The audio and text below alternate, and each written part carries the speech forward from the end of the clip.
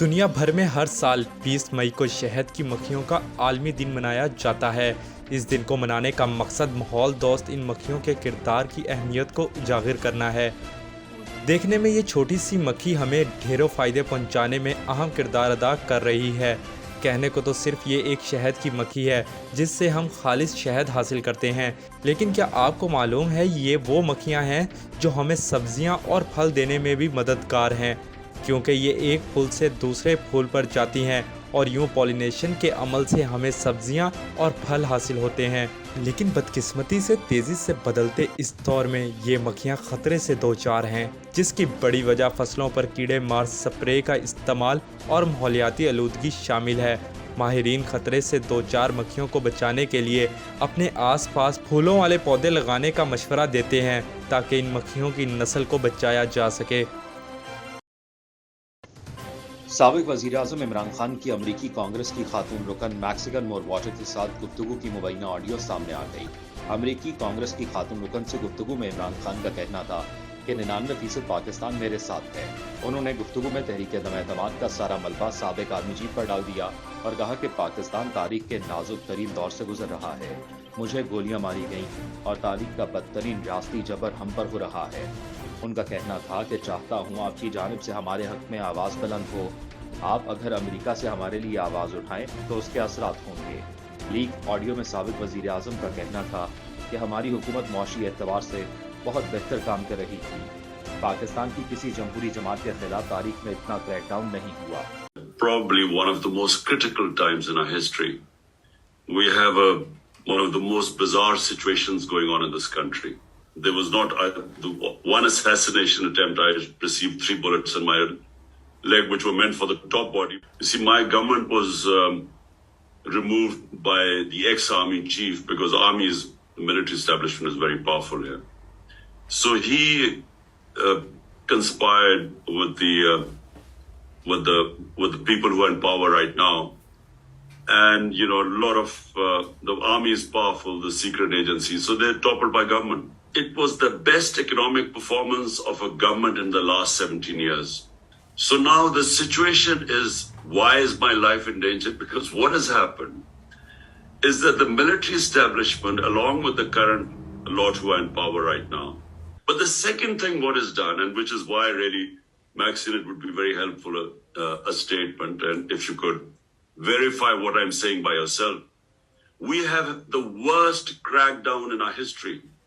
No democratic party has ever had such violation of the fundamental rights.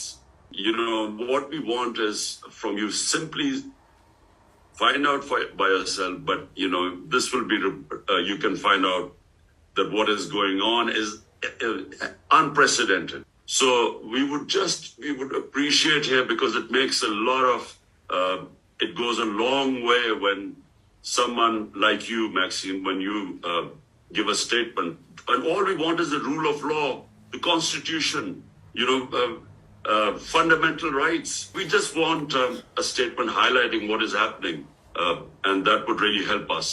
When Maxine, someone like you speaks out, it makes a lot of waves in our country. National accounts committee کا اجلاس 22 مئی کو طلب کر لیا گیا ہے، جس میں رواں مالی سال کی جی ڈی پی گروتھ کی منظوری ہوگی۔ ذرائع وزارت منصوبہ بندی کے مطابق اس سے قبل 18 مئی کو بلایا گیا نیشنل اکاؤنٹس کمیٹی کا اجلاس مؤخر کر دیا گیا تھا۔ ذرائع کے مطابق اجلاس میں رواں مالی سال کی جی ڈی پی گروتھ کی منظوری ہوگی۔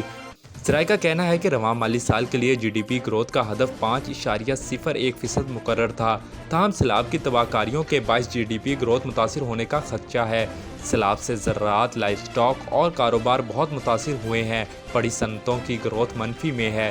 پاکستان کی جی ڈی پی گروتھ بہت ہی کم یا منفی میں جانے کے بھی خدشات ہیں۔ آئی ایم ایف نے پاکستان کی جی ڈی پی گروتھ کا تخمینہ 0.5% لگا رکھا ہے۔ ورلڈ بینک نے پاکستان کی جی ڈی پی گروتھ کا ہدف 0.4% لگایا تھا۔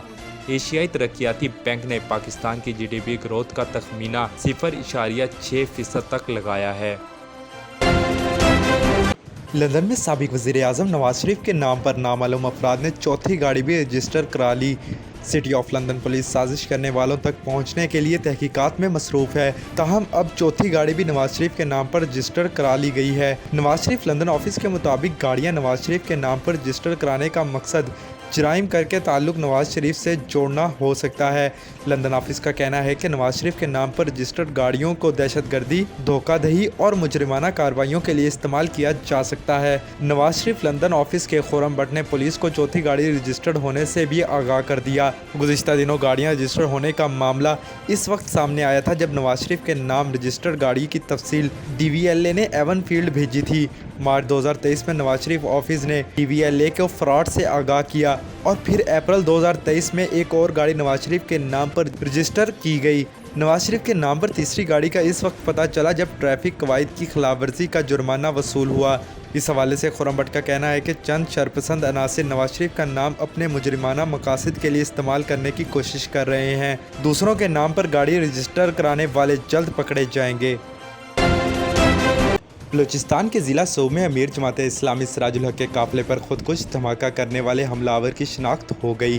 ہلاک ہونے والا دہشت گرد کوئٹہ کا رہائشی تھا اور اس کے اہل خانہ کا پتہ لگایا جا رہا ہے۔ محکمہ انسداد دہشت گردی CTD کے ذرائع نے بتایا ہے کہ سوب میں امیر جماعت اسلامی سراج الحق کے قافلے پر خودکش حملہ کرنے والے شخص کی شناخت ہو گئی ہے۔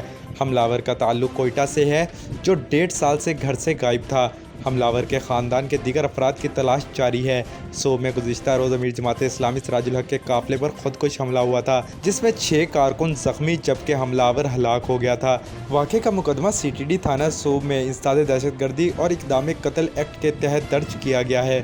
واقعے کی مزید تحقیقات CTD کر رہی ہے اور حملہ آور کے نیٹ ورک کا پتہ لگایا جا رہا ہے۔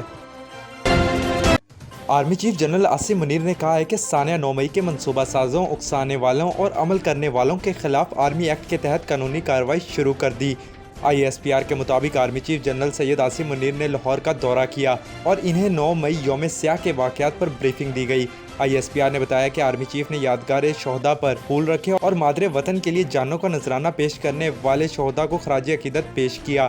آرمی چیف نے جناح ہاؤس اور ایک اور فوجی تنصیب کا بھی دورہ کیا۔ اس موقع پر آرمی چیف کا کہنا تھا کہ سانحہ 9 مئی کے ذمہ داروں کے خلاف آرمی ایکٹ اور آفیشل سیکرٹ ایکٹ کے تحت قانونی کارروائی شروع کر دی ہے۔ انہوں نے کہا کہ پاک فوج کی طاقت اس کے عوام ہے۔